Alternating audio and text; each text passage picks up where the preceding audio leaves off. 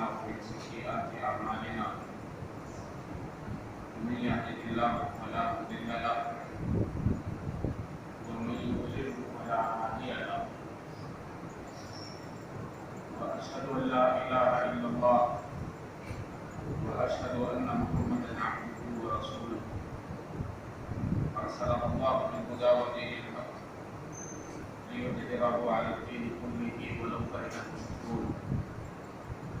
اللهم صل على محمد وعلى آل محمد كما صليت على إبراهيم وعلى آل إبراهيم إنك حميد مجيد. اللهم بارك على محمد وعلى آل محمد كما باركت على إبراهيم وعلى آل إبراهيم إنك حميد مجيد. أما بعد فإن خير الحديث كتاب الله وخير الهدي هدي محمد صلى الله عليه وسلم وشر الأمور محدثاتها وكل محدثة بدعة وكل بدعة ضلالة وكل ضلالة في النار. أعوذ بالله السميع العليم من الشيطان الرجيم من حمده ونفخه ونفثه. بسم الله الرحمن الرحيم. يا أيها الذين آمنوا اتقوا الله وقولوا قولا سديدا يصلح لكم أعمالكم ويغفر لكم ذنوبكم ومن يطع الله ورسوله فقد فاز فوزا عظيما. وقال تعالى: وهل عسيتم إن توليتم أن تفسدوا في الأرض وتقطعوا أرحامكم أولئك الذين لعنهم الله فأصمهم وأعمى أبصارهم. قال النبي صلى الله عليه وسلم: من كان يؤمن بالله واليوم الآخر فليصل رحمه أو كما قال النبي صلى الله عليه وسلم. تمام تعریفات، توصیفات، تسبیحات، تحمیدات، طیبات، صلوات، تکبیرات، تمجیدات اچھے کلمات اللہ تبارک تعالیٰ کے لیے ہیں.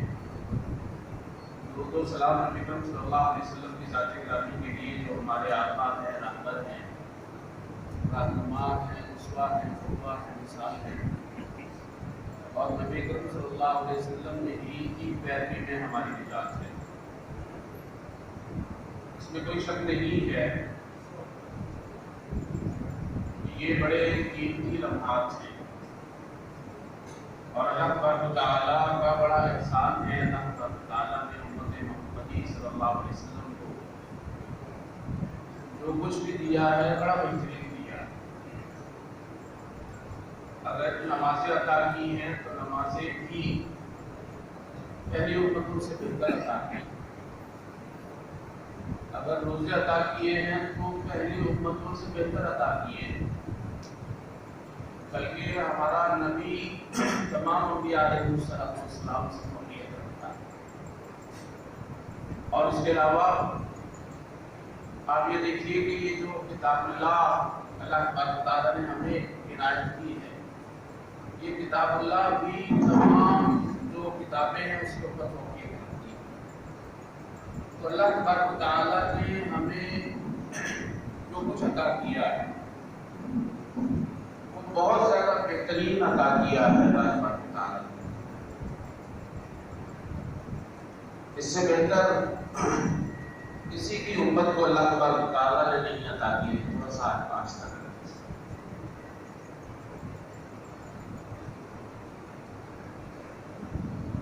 اور اسی لیے قرآن مجید میں یہ آیت ہے وَكَذَلِكَ جَعَلْنَاكُمْ أُمَّةً وَسَطًا. ہم نے آپ کو امت وسط بنایا ہے. یہ جو وسط کا مطلب ہے، اس کا مطلب جو ہے وہ درمیانہ بھی کہا جاتا ہے. وسط کا مطلب ہے درمیانہ،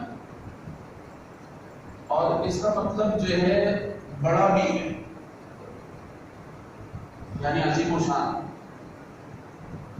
اور اس کا مطلب جو ہے سب سے بہترین بھی ہے، اور اس کا مطلب بیلنس بھی ہے. اس کے اندر بیلنس بھی آ جاتا ہے. اور آگے دیکھ لیجئے کہ یہ سارے کے سارے جو معانی ہیں اور مفہوم ہے کہ ایک دوسرے کے ساتھ مطابقت رکھتے ہیں. مین گیٹ وہی ہوتا ہے جو درمیان میں لگا ہوتا ہے، اور اسی کو جو ہے وہ خوبصورت، کیونکہ مین ہوتا ہے اس لیے اس کو خوبصورت بھی بنانے کی کوشش کی جاتی ہے اور اس کو بہترین بھی بنانے کی کوشش کی جاتی ہے اور سب سے بڑا بھی ہوتا ہے. تو یہ سارے معانی جو ہے متقارب ہیں. اس سے یہ پتہ چلتا ہے کہ بیلنس کا بڑا اعتبار ہے اللہ تبارک تعالیٰ نے. اللہ تبارک تعالیٰ ہم سے یہ چاہتے ہیں کہ ہم بیلنس زندگی گزاریں، اور بیلنس زندگی ہی خوبصورت زندگی ہوتی ہے. لِيَبْلُوَكُمْ أَيُّكُمْ أَحْسَنُ عَمَلًا. اللہ تبارک تعالیٰ نے زندگی اور موت کو پیدا کیا ہے تاکہ تمہیں آزمایا جائے کون تم میں سے خوبصورت زندگی گزارتا ہے. تو خوبصورت زندگی بیلنس زندگی ہوتی ہے. اللہ تبارک تعالیٰ صرف یہ نہیں چاہتے کہ آپ حقوق العباد زور و شور سے ادا کریں. اللہ تبارک تعالیٰ اس کے ساتھ ساتھ یہ بھی چاہتے ہیں کہ حقوق العباد بھی زور و شور سے ادا کریں. یعنی صرف حقوق اللہ تبارک تعالیٰ نہیں چاہتے کہ اس کے اوپر فوکس کیا جائے، اس کے اوپر ترکیز کی جائے اور حقوق العباد کو نظر انداز کر دیا جائے. کہ اللہ تبارک تعالیٰ نہیں چاہتے. اللہ تبارک تعالیٰ چاہتے ہیں کہ آپ بیلنس زندگی گزاریں، حقوق العباد کا بھی کما حقوق خیال رکھنے کی کوشش کریں، اور حقوق اللہ کے ساتھ ساتھ حقوق العباد کا بھی کما حقوق خیال رکھنے کی کوشش کریں. بہترین حدیث ہے نبی اکرم صلی اللہ علیہ وسلم کی اس مسئلے کی تفسیر میں کہ ایک عورت کے بارے میں استفسار کیا گیا کہ نبی اکرم صلی اللہ علیہ وسلم کو بہت زیادہ نمازیں پڑھتی اور بہت زیادہ روزے رکھتی. بہت زیادہ سے مراد یہ ہے کہ وہ فرضی نمازوں کے ساتھ ساتھ نفلی نمازوں کا بھی اہتمام کرتی ہے، اور فرضی روزوں کے ساتھ ساتھ نفلی روزوں کا بھی اہتمام کرتی ہے. لیکن مسئلہ یہ ہے کہ اس کے پڑوسی اس سے ناخوش ہیں، اس کی زبان سے متفق ہیں. تو نبی اکرم صلی اللہ علیہ وسلم نے فیصلہ صادر فرمایا کہ وہ جہنمی ہے. بھلا حقوق العباد میں وہ کتنی ہی آگے، حقوق اللہ کے اندر وہ کتنی ہی آگے کیوں نہیں ہے، لیکن کیونکہ حقوق العباد کے اندر تقسیم ہو رہی ہے، بیلنس نہیں ہے اس کی زندگی میں، تو فیصلہ یہ صادر ہوا کہ وہ جہنمی ہے. اور اس کے مقابلے میں ایسی عورت جو صرف فرضی نمازوں کا اہتمام کرتی ہے، فرضی روزوں کا اہتمام کرتی ہے، لیکن پڑوسی اس سے بڑے خوش ہیں. نبی اکرم صلی اللہ علیہ وسلم نے اس متوازن زندگی کے بارے میں بتایا کہ یہ عورت جو ہے وہ جنتی ہے، یہ عورت جنتی ہے. حقوق اللہ کی ادائیگی اگر حقوق العباد کو پامال کر کے ہے تو اللہ تبارک تعالیٰ کو اس عبادت کی کوئی ضرورت نہیں. اللہ تبارک تعالیٰ کو تو ویسے بھی عبادت کی ضرورت نہیں. حدیث میں آتا ہے کہ اگر تمہارا پہلا آدمی اور تمہارا آخری آدمی صرف اور صرف اس کے اندر بنی نوع انسان کو نہ شامل کیا جائے بلکہ بنی نوع جن کو بھی شامل کیا جائے، قالوا علی اتقى قلب رجل واحد منکم ما زاد فی ملکی شیئا. اگر تم میں سے سب سے زیادہ متقی شخص جیسے یہ سارے کے سارے ہو جائیں، اور آپ کو معلوم ہے، مجھے بھی معلوم ہے کہ بنی نوع انسانیت میں سب سے زیادہ متقی کون ہے؟ سب سے زیادہ متقی کون ہے؟ جی کون ہے سب سے زیادہ متقی؟ نبی اکرم صلی اللہ علیہ وسلم. اگر سارے کے سارے مثل محمد صلی اللہ علیہ وسلم بھی بن جائیں تو اللہ تبارک تعالیٰ فرماتے ہیں میری بادشاہی میں کوئی اضافہ نہیں ہوگا، میری شان و شوکت کے اندر تو کوئی اضافہ نہیں کرتا. اور اس کے مقابلے میں سارے کے سارے اسی طرح گمراہ ہو جاؤ اور سب سے زیادہ فاجر آدمی کی مثل کیوں نہ ہو جاؤ، یعنی مثل ابلیس کیوں نہ ہو جاؤ، مانا قصفی ملکی شیعہ، میری شان و شوکت اور میری بادشاہت میں کوئی فرق نہیں۔ تو اللہ تبارک و تعالیٰ کو ہماری عبادتوں کی ضرورت نہیں ہے، یہ تو ہماری اپنی ضرورت ہے، یہ میری ضرورت ہے، آپ کی ضرورت ہے، یہ میری مصلحت ہے خالصتاً، یہ آپ کی مصلحت ہے خالصتاً، یہ اللہ تبارک و تعالیٰ کی مصلحت نہیں ہے۔ تو اللہ تبارک و تعالیٰ چاہتے ہیں کہ بیلنس زندگی گزاریں، جس طرح آپ حقوق اللہ کا بڑا اہتمام کر رہے ہیں، یہ ابھی جو ہے وہ مقصد بات کرنے کا اسی طرح ہے کہ آپ نے سارے رمضان میں حقوق اللہ کے اوپر ہی بات سنی ہو، عبادتوں کے اوپر زور و شور سے عمل کرنے کے بارے میں ترغیب اور ترہیب جو ہے وہ سنی ہوگی۔ یہ ترغیب بھی ضروری ہے، یہ ترہیب بھی ضروری ہے، اور حقوق اللہ کا خیال رکھنا بھی ضروری ہے، لیکن اس حقوق اللہ کا خیال رکھتے ہوئے اگر حقوق العباد کو نظر انداز کر دیا جائے وہ شخص جو ہے جنت نہیں حاصل کر سکتا، وہ شخص جو ہے جہنم سے چھٹکارا حاصل نہیں کر سکتا۔ حقوق العباد کے اندر اس جو ہے وہ درس کے اندر جو سب سے زیادہ حقوق العباد کا اہتمام کرنا چاہیے، جس کا سب سے زیادہ خیال رکھنا چاہیے، وہ رشتہ داری کا خیال رکھنا ہے۔ رشتہ داروں کا خیال رکھنا کس قدر ضروری ہے؟ آپ دیکھیے کہ یہ جو رشتے بنتے ہیں یہ رحم سے بنتے ہیں۔ رحم کا مطلب جو ہے وہ شکم مادر ہے۔ یہ جتنے بھی جو رشتے بنتے ہیں یہ اس شکم مادر کی وجہ سے بنتے ہیں۔ جب اللہ تبارک و تعالیٰ نے شکم مادر کو جو ہے پیدا کیا، رحم کو پیدا کیا، تو یہ رحم جو ہے اللہ تبارک و تعالیٰ کے ساتھ چمٹ گیا اور کہا مجھے پیدا تو کیا ہے، یہ بتائیے میرا حق کیا ہوگا؟ تو اللہ تبارک و تعالیٰ نے اسے عہد دیا ہے، اس سے وعدہ کیا ہے، اسے جو ہے اللہ تبارک و تعالیٰ نے اپنا قول دیا ہے، اللہ تبارک و تعالیٰ نے اس کے ساتھ قرار کی ہے، اور آپ کو معلوم ہے اللہ تبارک و تعالیٰ اپنے وعدے کی خلاف ورزی نہیں کرتا۔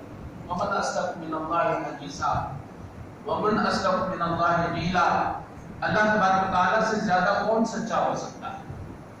اللہ تبارک و تعالیٰ نے اسے یہ عہد دیا، یہ وعدہ دیا کہ جو تجھے ملائے گا میں اسے آباد کروں گا، خوشحال کروں گا، وہ پھلے گا اور پھولے گا، اور جو تجھے برباد کرے گا میں اسے برباد کرتے رہوں گا۔ یہ اللہ تبارک و تعالیٰ نے وعدہ کیا ہے رحم کے ساتھ، یہ اللہ تبارک و تعالیٰ نے عہد کیا ہے رحم کے ساتھ۔ تو رشتہ داری کا جو ہے وہ خیال رکھنا بہت ضروری ہے، اس لیے کہ اللہ تبارک و تعالیٰ نے وعدہ کر رکھا ہے، اور اس وعدے کو اللہ تبارک و تعالیٰ خوب نبھاتے ہیں، خوب نبھاتے ہیں۔ جہاں پر اللہ تبارک و تعالیٰ اپنے حقوق کی بات کرتے ہیں، وَقَضَىٰ رَبُّكَ أَلَّا تَعْبُدُوا إِلَّا إِيَّاهُ وَبِالْوَالِدَيْنِ إِحْسَانًا۔ تو اللہ تبارک و تعالیٰ اپنی عبادت کے بارے میں بتاتے ہیں کہ عبادت صرف اور صرف میری ہونی چاہیے، میرے علاوہ کسی کی عبادت نہیں ہو سکتی، خواہ وہ نبی کیوں نہ ہو، خواہ وہ محمد عربی صلی اللہ علیہ وسلم کیوں نہ ہو، عبادت صرف اور صرف اللہ تبارک و تعالیٰ کی ہوگی۔ الا ایاہ وبالوالدین احسانا، اور والدین کے ساتھ مسلمانوں والا سلوک نہیں کرنا، والدین کے ساتھ مومنین والا سلوک نہیں کرنا ہے، والدین کے ساتھ محسنین والا سلوک کرنا ہے۔ اسلام درجہ ہے لیکن سب سے نچلا درجہ ہے، اس سے اونچا درجہ جو ہے وہ مومن ہونا ہے، سب سے اعلیٰ درجہ یہ ہے کہ محسن بن جائے انسان، وَأَحْسِنُوا إِنَّ اللَّهَ يُحِبُّ الْمُحْسِنِينَ۔ اللہ تبارک و تعالیٰ چاہتے ہیں کہ آپ نیکی کریں، خوبصورتی پیدا کریں اپنے عمل کے اندر۔ بے شک اللہ تبارک و تعالیٰ اپنے عمل کے اندر جو خوبصورتی پیدا کرتا ہے اللہ تبارک و تعالیٰ سے محبت کرتا ہے۔ وَاخْفِضْ لَهُمَا جَنَاحَ الذُّلِّ، ماں باپ کے سامنے تو جو ہے وہ پہلو کو جھکائے ہی رکھنا ہے، جھکائے ہی رکھنا ہے، اور ڈانٹنے کا تو تصور نہ کیجیے، بلکہ ڈانٹ میں خفگی کے اظہار کے لیے ہمارے یہاں جو بڑا کامن لفظ ہے، ہم کہتے ہیں اف، وَلَا تَقُلْ لَهُمَا اُفٍّ، اف بھی نہیں آپ کر سکتے، اف بھی نہیں آپ کر سکتے۔ نبی اکرم صلی اللہ علیہ وسلم فرماتے ہیں کہ باپ جنت کا درمیانہ دروازہ ہے، پھر وہیں پر چلے جائیے۔ درمیانے کا کیا مطلب ہے؟ ابھی بیان کیا گیا ہے، وہ قداری کا جاننا ہو سکتا۔ درمیانے کا مطلب سب سے بڑا دروازہ ہے، درمیانے کا مطلب سب سے جو ہے وہ خوبصورت دروازہ ہے، درمیانے کا مطلب سب سے مین دروازہ ہے، درمیانے کا مطلب سب سے مناسب دروازہ ہے۔ یہ سارے کے سارے معنیات ہیں۔ نبی اکرم صلی اللہ علیہ وسلم کی حدیث رمضان کے متعلق آپ نے یہ نہیں سنی کہ جبرائیل علیہ السلام جو ہے آئے نبی اکرم صلی اللہ علیہ وسلم کے پاس، نبی اکرم صلی اللہ علیہ وسلم منبر پر چڑھ رہے ہیں، چڑھتے چڑھتے جو ہے آمین کہہ رہے ہیں۔ پوچھا گیا نبی اکرم صلی اللہ علیہ وسلم یہ خلاف معمول ہے کہ آپ آمین اس طرح نہیں کہتے، مسئلہ کیا ہے؟ نبی اکرم صلی اللہ علیہ وسلم نے فرمایا جبرائیل آئے تھے، بد دعا کر رہے تھے، میں نے ان بد دعاؤں کے اوپر آمین کہا۔ ایک عام فرشتہ بھی اپنی مرضی سے کوئی کام نہیں کرتا، وَيَفْعَلُونَ مَا يُؤْمَرُونَ۔ نبی اکرم صلی اللہ علیہ وسلم نے جبرائیل علیہ السلام سے کہا کہ جبرائیل جس قدر آتے ہو، میں چاہتا ہوں کہ تمہاری صحبت میں اس سے زیادہ وقت گزاروں۔ جبرائیل علیہ السلام نے اس نے یہ بیان کیا، نبی اکرم صلی اللہ علیہ وسلم میں اپنی مرضی سے نہیں آتا، میں تو پابند ہوں، جتنی اجازت ملتی ہے اتنا۔ تو یہ جو جبرائیل آئے ہوں گے، رب جبریل نے ہی بھیجا ہوگا، رب جبریل نے ہی یہ کلمات سکھائے ہوں گے کہ یہ تم نے بددعائیں کرنی ہے۔ جب رب جبرائیل سکھا رہا ہے اور کہلوا رہا ہے تو اس کی قبولیت میں کوئی شک ہو سکتا ہے، اور اس بددعا کے اوپر آمین کہنے والا جو ہے وہ اس کی طرف دیکھیے، وہ نبی اکرم صلی اللہ علیہ وسلم۔ اور ان بددعاؤں میں سے ایک بددعا یہ تھی کہ اگر کوئی شخص اس کے پاس دونوں ماں باپ ہوں یا دونوں میں سے ایک ہو، اور وہ دونوں میں سے ایک اسے جنت میں نہ داخل کروا سکے، اس شخص کے لیے تباہی ہو، اس شخص کے لیے بربادی ہو، اس شخص کا کچھ نہ رہے۔ رمضان بھی جو ہے وہ جنت کا دروازہ ہے، باب الریان سے لوگ داخل، نماز بھی جنت کا دروازہ ہے، باپ بھی جنت کا دروازہ ہے، ماں کے بھی قدموں تلے جو ہے وہ جنت ہے۔ آپ دیکھیے یہ دین کس قدر بیلنس ہے، کس قدر اس کے اندر توازن ہے۔ مرد کے لیے سب سے معتبر ہستی جو اللہ تبارک و تعالیٰ نے بنائی ہے وہ ماں ہے، سب سے معتبر ہستی، سب سے معتبر ہستی مرد کی۔ اور پھر اس دین کی خوبصورتی دیکھیے، عورت کے لیے سب سے معتبر جو ہستی بنائی ہے وہ شوہر ہے، وہ شوہر ہے۔ نبی اکرم صلی اللہ علیہ وسلم کی تو جو ہے وہ دعوت کی ابتدا کہاں سے ہوئی ہے؟ قُلْ لَا أَسْأَلُكُمْ أَجْرًا إِلَّا الْمَوَدَّةَ فِي الْقُرْبَى، لوگوں میں تم سے یہ جو دعوت دے رہا ہوں یہ جو قیمتی اسلام تمہارے سامنے پیش کر رہا، اس بیش قیمت کی کوئی قیمت نہیں ہے، الا المودۃ فی القربى، مگر ایک ہی قیمت ہے کہ تم رشتہ داروں کا خیال رکھا۔ یہ نبی اکرم صلی اللہ علیہ وسلم کی ابتدائی دعوت۔ آپ دیکھیے کون سا نبی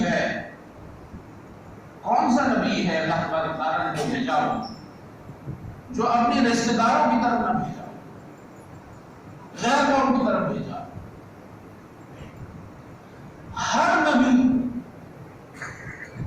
جو آیا ہے وہ اپنے رشتہ داروں کی طرف مبعوث کیا گیا ہے، بشمول محمد عربی صلی اللہ علیہ وسلم۔ کیا اسلام سے زیادہ کوئی قیمتی چیز ہو سکتی ہے؟ اس قیمتی چیز کو بھی سب سے پہلے اپنے رشتہ داروں کو پیش کرنے کا حکم دیا گیا ہے۔ وَأَنذِرْ، نبی اکرم صلی اللہ علیہ وسلم کو کہا ڈرائیے عشیرتک الاقربین۔ نبی اکرم صلی اللہ علیہ وسلم نے یہی سے ابتدا کی۔ کیا نبی اکرم صلی اللہ علیہ وسلم کی اہلیہ اور ہماری والدہ سب سے پہلے ایمان نہیں لائے؟ کیا نبی اکرم صلی اللہ علیہ وسلم نے سب سے پہلے یہ دعوت اپنے گھرانے اپنے چچا کے بیٹے کے سامنے پیش نہیں کی؟ فَأَنذِرْ عَشِيرَتَكَ الْأَقْرَبِينَ۔ قرآن مجید میں کیا یہ مضمون موجود نہیں ہے کہ قُوا أَنفُسَكُمْ، اپنے آپ کو بچاؤ، وَأَهْلِيكُمْ نَارًا، اور تمہاری ذمہ داری یہ ہے کہ اپنے رشتہ داروں کو بھی بچاؤ۔ اللہ کی قسم، جس طرح ہم یہاں پر بستے ہیں اسی طرح جنت میں بسیں۔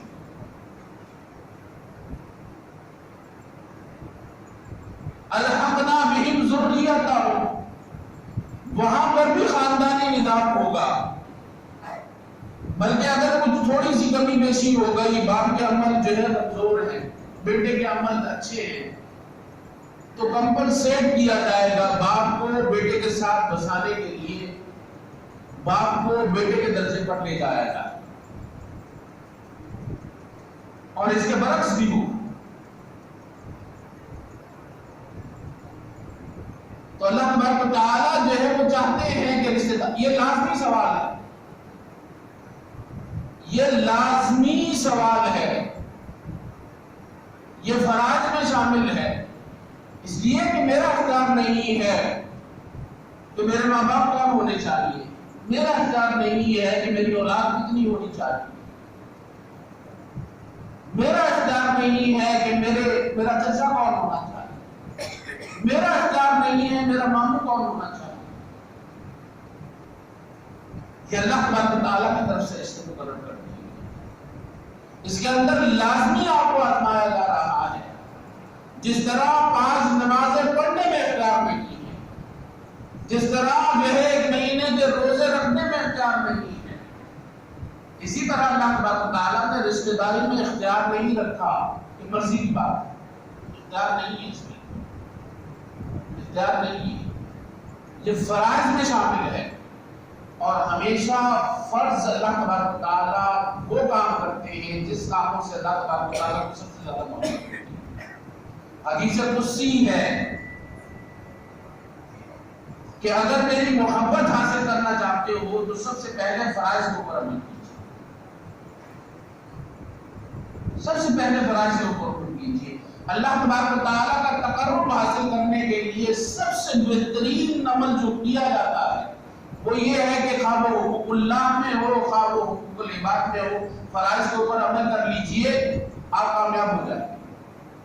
یہ اللہ تبارک و تعالیٰ کے تقرب کے لیے، اللہ تبارک و تعالیٰ کی محبت کے حصول کے لیے سب سے بہترین جو ہے وہ طریقہ ہے، اور فرائض کا جو ثواب ہے اس کا تصور نہیں کیا جا سکتا، نوافل سے اور سنت سے اس کا موازنہ کیا ہی نہیں جا سکتا۔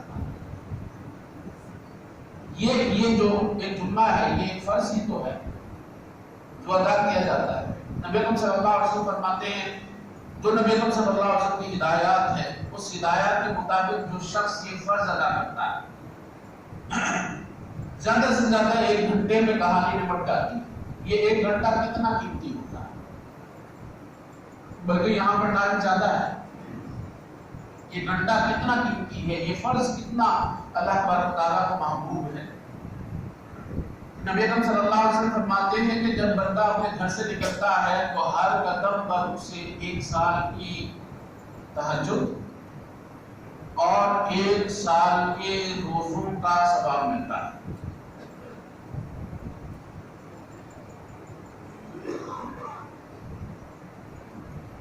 اگر انسان صرف اور صرف آدھا کلومیٹر چل لینا تو 1 میٹر میں 3 قدم جو ہے وہ اٹھاتا ہے.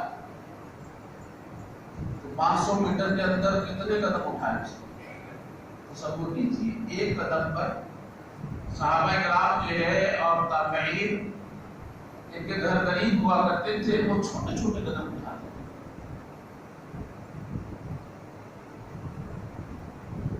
تو یہ رشتہ داری کا جو اللہ تبارک تعالیٰ نے نظام رکھا ہے یہ لازمی سوال ہے، اس کے اندر گنجائش نہیں ہے، اس کے اندر کوئی اختیار نہیں ہے، اس کے اندر آپ اپنی من مرضی نہیں کر سکتے.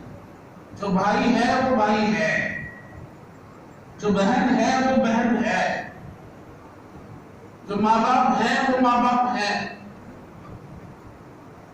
نبی اکرم صلی اللہ علیہ وسلم جو ہے وہ بڑے فخر سے بتایا کرتے تھے، یہ دیکھو یہ میرا ماموں ہے کوئی اس جیسا ماموں؟ نبی اکرم صلی اللہ علیہ وسلم اس طرح بات کیا کرتے. اور ہمارے ہاں تو یہ خاص طور پر ننیالے رشتے دار ہیں جو بڑی جو ہے وہ حقارت سے دیکھا جاتا ہے. ہمارے ہاں ماموں بھی گالی ہے، ماموں بنا دیا. ہمارے ہاں سالہ بھی گالی ہے، ہمارے ہاں جو ہے وہ سسرا بھی گالی ہے. یہ اسلامی معاشرہ نہیں ہے، یہ ہندوؤں کا تو کلچر ہو سکتا ہے، اسلام کا کلچر نہیں ہے. اسلام میں تو یہ کلچر ہے ان احق ما یکرم به الرجل ان یزوج ابنته او اخته، کہ سب سے زیادہ عزت اس شخص کی کرنی چاہیے جو آپ کو اپنی بہن دے دیتا ہے یا آپ کو اپنی بیٹی دے دیتا ہے. سب سے زیادہ عزت اس شخص کی کرنی چاہیے. یہ اسلام ہمیں تصور کرتا دیتا ہے. اسلام نے نسب بھی بنایا ہے، یہ بھی اللہ تبارک تعالیٰ کے احسانات میں سے ہے. اور نسب کا تصور نہیں ہے سسرال کے بغیر.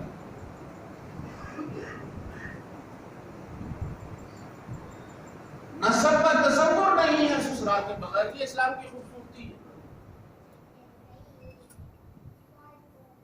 یہ اسلام کی خوبصورتی ہے. تو رشتہ داری کا جو ہے وہ خیال رکھنا بہت ضروری ہے. تو عرض کیا جا رہا تھا جس طرح جنت کے دروازوں میں سے ایک دروازہ نماز ہے جو ہے وہ باب الریان ہے، اسی طرح والد بھی دروازہ ہے، والدہ بھی دروازہ ہے. اسی طرح بیٹیاں بھی دروازہ ہیں. نبی اکرم صلی اللہ علیہ وسلم کی حدیث ہے کہ جو 2 بیٹیوں کی تربیت کرتا ہے وہ قیامت والے دن میرے ساتھ اس طرح ہوگا. نبی اکرم صلی اللہ علیہ وسلم نے دونوں انگلیوں کو ملایا ہے. اس کے برعکس وہ حدیث یاد کیجئے جس میں نبی اکرم صلی اللہ علیہ وسلم فرماتے ہیں انا وقافل الیتیمی فی الجنتی کہاتین. جب یتیم کی بات آئی تو نبی اکرم صلی اللہ علیہ وسلم نے کہا کہ قافل یتیم اور میں جنت میں اس طرح ہوں گے، درمیان میں انگلیوں میں فرق ہے، خلا ہے. لیکن اپنی بیٹیوں کی جو تربیت کرتا ہے، صحیح تربیت کرتا ہے، تو نبی اکرم صلی اللہ علیہ وسلم نے ان انگلیوں کو اس طرح ملا دیا. اس سے اندازہ لگائیے رشتہ داری کا خیال رکھنا، اپنی جو ہے بال بچوں کا خیال رکھنا کس قدر ضروری ہے. نبی اکرم صلی اللہ علیہ وسلم کے پاس صحابہ آئے، سورہ بقرہ میں یہ قصہ موجود ہے، یسألونک ماذا ينفقون. سوال کیا جاتا ہے کہ ہم خرچ کہاں پر کریں، ہمارے مصارف کیا ہونے چاہیے، ہماری جو کمائی ہے اس کا سب سے پہلے حقدار کون ہے. یہ قرآن مجید میں مسئلہ موجود ہے، قل ما انفقتم من خیر فللوالدین، آپ کے مال کے سب سے زیادہ مستحق آپ کے والدین ہیں، والاقربین، پھر اس کے بعد رشتہ دار۔ نبی اکرم صلی اللہ علیہ وسلم نے یہ فیصلہ فرمایا ہے، انت و مالک لابیک، تو اور تیرا مال تیرے والد کا ہے۔ کیا وہ قصہ نہیں سن رکھا آپ نے کہ 3 شخص غار میں پھنسے اور پھنسنے کے بعد جب نکلنے کا کوئی چارہ کار نظر نہیں آیا تو آپس میں مشورے کے بعد یہ فیصلہ ہوا کہ یہاں سے کوئی نیک عمل اور سچی بات ہی نکال سکتی ہے، بظاہراً تو کوئی وسیلہ اور کوئی جو ہے راستہ نظر نہیں آ رہا۔ تو ان میں سے ایک شخص یہ بات کرتا ہے کہ اے باری تعالیٰ، آپ جانتے ہیں میں جانوروں کو چرانے والا ہوں، میرے پاس جو ہے وہ بکریاں ہیں، اور میرا معمول یہ ہے کہ جب میں شام کو لوٹتا ہوں بکریوں کا دودھ دوہتا ہوں، دوہنے کے بعد سب سے پہلے اپنے ماں باپ کو پیش کرتا ہوں۔ ایک دن یہ ہوا کہ میں لیٹ ہو گیا، جب گھر پہنچتا ہوں تو والدین سو چکے ہیں۔ میں نے اپنے معمول سے ہٹ کر کام کرنا مناسب نہ سمجھا، میں نے دودھ دھویا اور والدین کی خدمت میں حاضر ہو گیا، اور یہ بھی گوارا نہ کیا کہ ان کے آرام میں کوئی خلل آئے۔ ساری رات باری تعالیٰ کھڑا رہا کہ والدین بذات خود اٹھے اور یہ جو دودھ ہے اسے پیئے، اور میرے بچے بھی انتظار کرتے رہے، میری گھر والی بھی انتظار کرتی رہی۔ ہم نے سب سے پہلے والدین کو یہ پیالہ پیش کیا جب وہ اٹھے، اور پھر اس کے بعد بذات خود اس جو ہے وہ دودھ کو پیا۔ اللہ تبارک و تعالیٰ اگر یہ عمل آپ کو منظور ہے تو ہمیں اس مصیبت سے جو ہے نکال دیجئے۔ حدیث میں آتا ہے کہ چٹان سرک جاتی ہے، چٹان جو ہے وہ سرک جاتی ہے۔ نبی اکرم صلی اللہ علیہ وسلم فرماتے ہیں 1 درہم آپ مسکین کو دیتے ہیں، 1 درہم آپ اللہ تبارک و تعالیٰ کے راستے میں خرچ کرتے ہیں، 1 درہم سے غلام آزاد کروایا جاتا ہے، یعنی غلام کے آزاد میں پیسے لگائے جاتے ہیں۔ سب سے معتبر درہم وہ ہے، سب سے زیادہ اجر اس درہم کے اوپر مرتب ہوتا ہے جو آپ اپنے رشتہ داروں اور اپنے آل و عیال کے اوپر خرچ کرتے ہیں۔ نبی اکرم صلی اللہ علیہ وسلم کے پاس جو ہے وہ زینب رضی اللہ تعالی عنہا آئیں، کہا کیا میں اپنے شوہر کے اوپر خرچ کر سکتی ہوں؟ نبی اکرم صلی اللہ علیہ وسلم نے کہا ہاں، آپ جب اپنے شوہر پر خرچ کریں گی تو آپ کو دوہرا اجر ملے گا، ایک صدقہ کرنے کا اور دوسرا رشتہ داری کا خیال رکھنے کا۔ اللہ تبارک و تعالیٰ سے دعا ہے کہ اللہ تبارک و تعالیٰ ہمیں عمل کی توفیق عطا فرمائے۔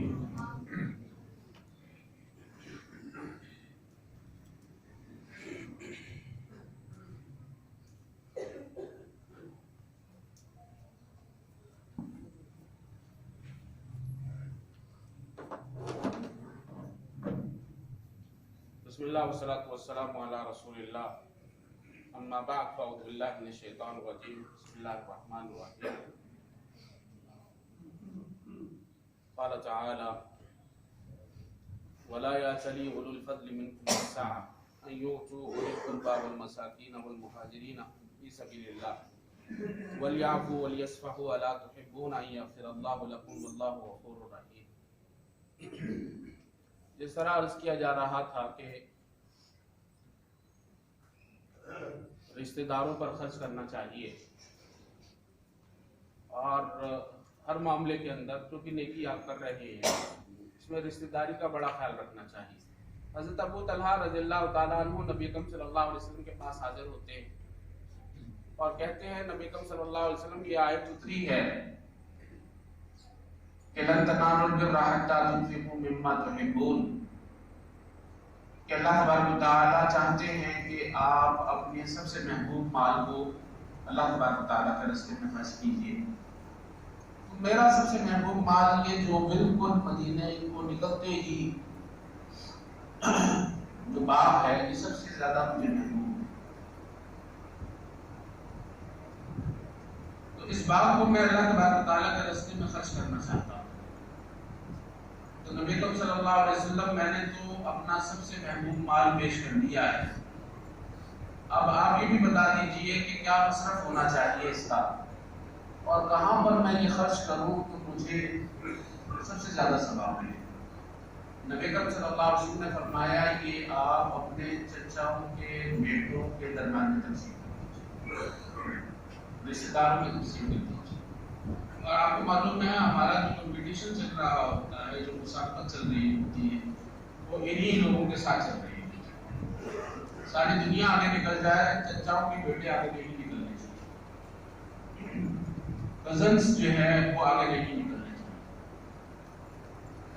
لیکن نبی اکرم صلی اللہ علیہ وسلم نے فرمایا سب سے بہترین مال کا سب سے بہترین مصرف یہ ہے کہ آپ اپنے رشتہ داروں کے درمیان میں تقسیم کیجیے۔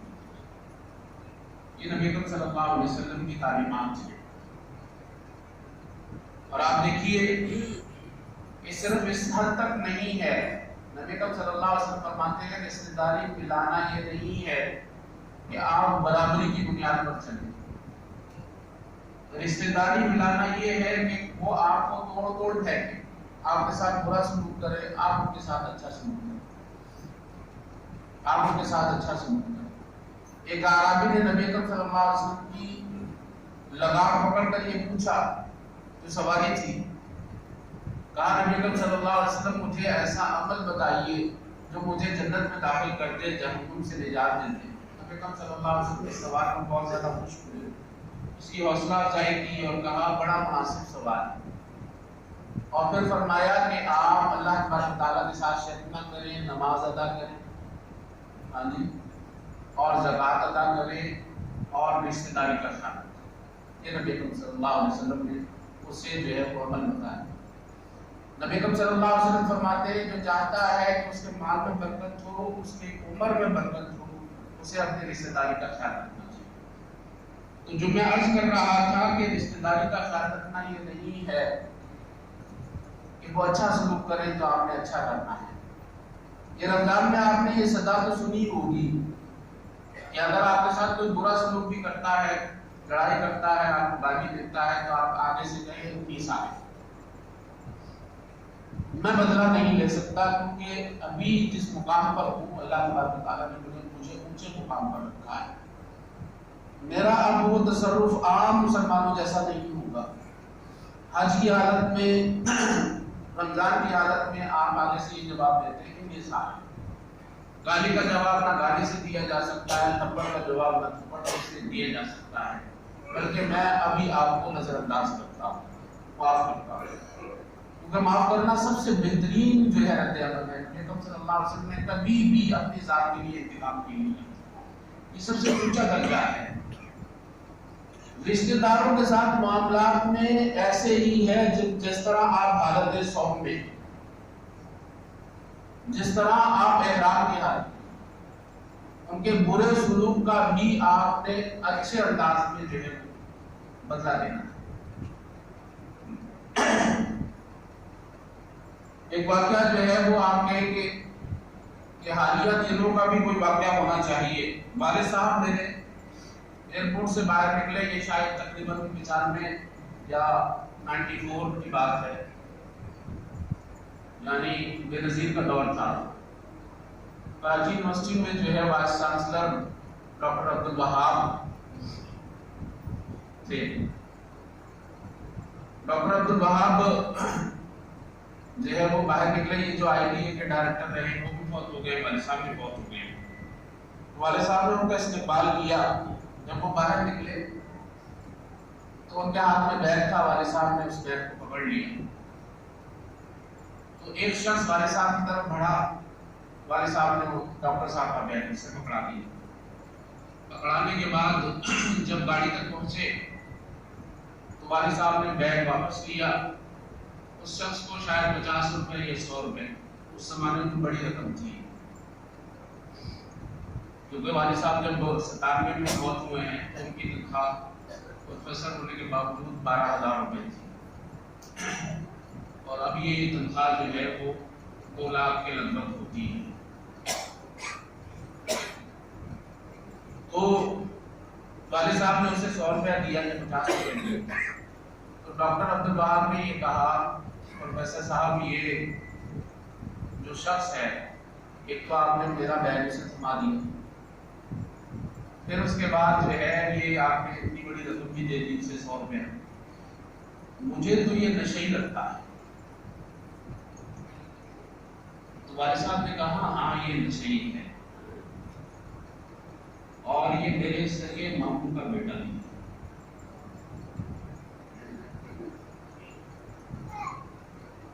رشتے داری میں کوئی چوائس نہیں ہے، آپ جیسا بھی ہے جو بھی ہے وہ آپ کا رشتے دار ہے، اس کے اندر جو ہے اختیار نہیں۔ یہ لازمی سوال ہے جس کے بارے میں آپ سے پوچھا جانا ہے، اور اس بات پر بات ختم کرتا ہوں کہ کس قدر رشتے داروں کی نادانیوں کو نظر انداز کرنا چاہیے۔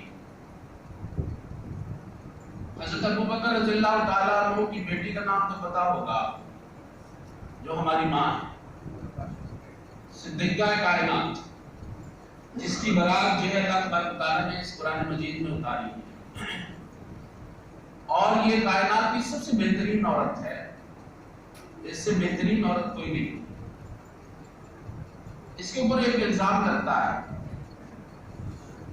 اور الزام لگانے والے منافقین ہیں، ان منافقین کے پروپیگنڈے کا شکار کچھ مومنین بھی ہوئے، جس میں سے ایک صحابی ہے مصطح۔ مصطح حضرت ابوبکر کا رشتہ دار ہے، صرف رشتہ دار نہیں ہے، حضرت ابوبکر کے زیر کفالت ہے۔ حضرت ابوبکر اس سے کھلاتے اور پلاتے۔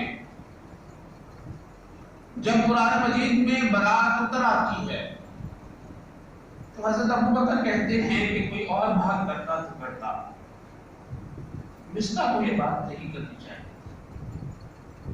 مصطح نے بڑی زیادتی کی ہے۔ آپ حضرت جو ہے یہ دراصل یہ جو سارا جو قصہ پڑھا گیا تو یہ نبی اکرم صلی اللہ علیہ وسلم کو تکلیف دینے کے لیے کہا گیا، اور تکلیف دینے کا انداز یہ بھی ہوتا ہے جس سے آپ کو محبت ہو، آپ کسی کو نقصان پہنچانا چاہتے ہیں تو اس کی محبتوں کو نقصان اور تکلیف دینا شروع کریں۔ تو کہا کوئی اور کرتا تو کرتا، مصطح کو یہ حرکت نہیں کرنی چاہیے تھی۔ اب میرا کس طرح جو ہے ضمیر دوبارہ کرے، کس طرح میں اس کے اوپر اس کے باوجود اس قدر اس نے جو ہے وہ بری حرکت کی ہے، تو میں اس کی حرکت کو نظر انداز نہیں کر سکتا۔ اب میرا حوصلہ نہیں ہے کہ اس کو اوپر میں خرچ کروں۔ یہ بات جب کی تو اللہ تبارک و تعالیٰ نے جہاں پر حضرت عائشہ کی برات اتاری ہے جس صورت میں سورہ ہود کے اندر، اسی میں حضرت ابوبکر کو یہ مخاطب کیا ہے، وَلَا يَأْتَلِي أُولِي الْفَضْلِ مِنْكُمْ وَالسَّعَةِ أَن يُؤْتُوا أُولِي الْقُرْبَى وَالْمَسَاكِينِ وَالْمُهَاجِرِينَ فِي سَبِيلِ اللَّهِ۔ جن کو اللہ تبارک و تعالیٰ نے کوئی مقام دے رکھا ہو، کوئی مرتبہ دے رکھا ہو، ان کے لیے جائز نہیں ہے کہ وہ رشتہ داری کا خیال رکھنا شروع کریں۔ اور پھر آگے یہ کہا وَلْيَعْفُوا وَلْيَصْفَحُوا، معاف کرو اور تصفیہ کر لو۔ أَلَا تُحِبُّونَ أَن يَغْفِرَ اللَّهُ لَكُمْ، تم رشتہ داروں کو معاف نہیں کرنا چاہتے، اس کا مطلب یہ ہے کہ تمہیں اپنے گناہ معاف کروانے میں کوئی دلچسپی نہیں۔ رشتہ داروں کو معاف کرو، اللہ تبارک و تعالیٰ تمہیں معاف کرے گا۔ واللہ غفور الرحیم، اللہ تبارک و تعالیٰ معاف کرنے والے ہیں، رحم کرنے والے ہیں۔ اس کے بعد یہ آیت اترنے کے بعد حضرت ابوبکر رضی اللہ تعالیٰ عنہ جو ہے کھانا تیار کرتے ہیں۔ کھانا تیار کرنے کے بعد مدینے کی گلیوں میں مصطح کو ڈھونڈتے ہیں، جب وہ مل جاتا ہے اسی منہ میں لقمے اپنے ہاتھوں سے ڈال رہے ہوتے ہیں، جس زبان سے ان کی بیٹی اور ہماری ماں کی گستاخی ہوئی ہوتی ہے۔ قتل کوئی اتنا بڑا مسئلہ نہیں ہے، اور زیادتی کوئی اتنا بڑا زیادتی نہیں ہے، کسی کی عزت کے اوپر حملہ کرنا اس سے بھی کوئی بڑی زیادتی ہو سکتی ہے۔ اس کو بھی جو ہے وہ رشتہ داروں کو نظر انداز کرنے کا حکم دیا گیا ہے۔ اللہ تبارک و تعالیٰ سے دعا ہے کہ اللہ تبارک و تعالیٰ ہمیں حقوق اللہ بھی ادا کرنے کی توفیق عطا فرمائے اور اللہ تبارک تعالیٰ ہمیں حقوق العباد کا بھی خیال رکھنے کی توفیق عطا فرمائے. آخر دعوانا